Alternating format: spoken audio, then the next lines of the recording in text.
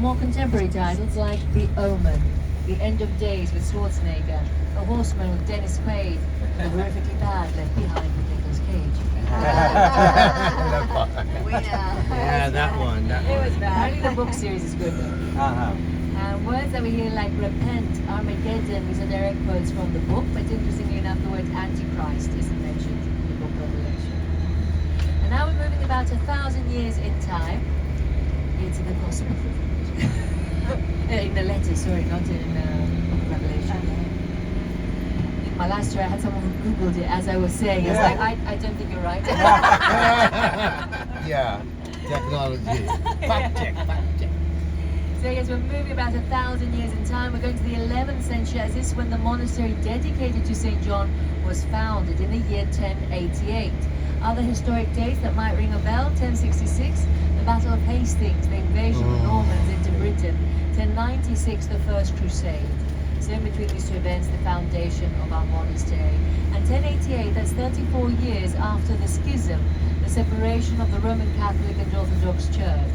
Christianity was the same in the East and West until the 9th century.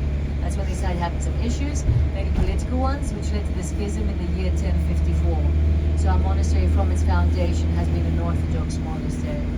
At its peak, it had 150 brothers living here. There's always been an active monastery, still an active one today, with 30 brothers enlisted. They're not all here. They get appointed in different places. In the past, for example, one of the brothers was a bishop in Oxford in England. Another was a bishop in New Zealand, in Finland. I think there are currently 12 brothers here. And they have services at 3 o'clock in the morning, the matins. The Vespers, the afternoon prayers at 3 o'clock in the afternoon. And the evening prayers, the last prayers at 9 in the evening. And they come together also for a communal meal, which is lunch. And then they have free time for their work and rest. And people ask about the monks, whether they can get married. But monks and nuns cannot get married. They take an oath of celibacy. It's true though that Orthodox priests do have a choice between having a family or not.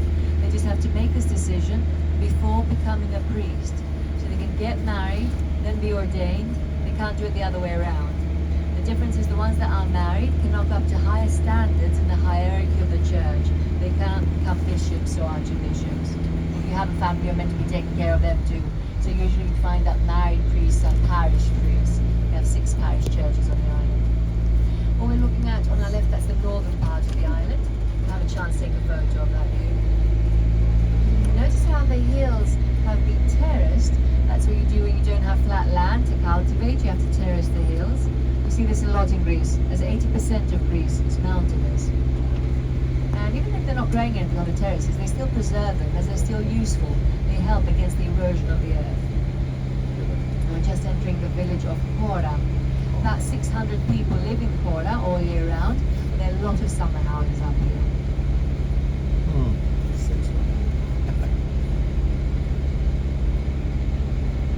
In a moment as we turn, you'll be able to see our windmills on our left. As a structure, they're 400 years old. But they recently restored the sails and the roofs to the original 16th century designs. This is what they would have looked like 400 years ago. 12 sails, which are furled and unfurled by hand. And when they turn, they rotate an interior intricate wooden mechanism, which in turn turns the grinding stone. The first one is fully functioning. It has an original grinding stone inside. So you can still grind weeds to make flour.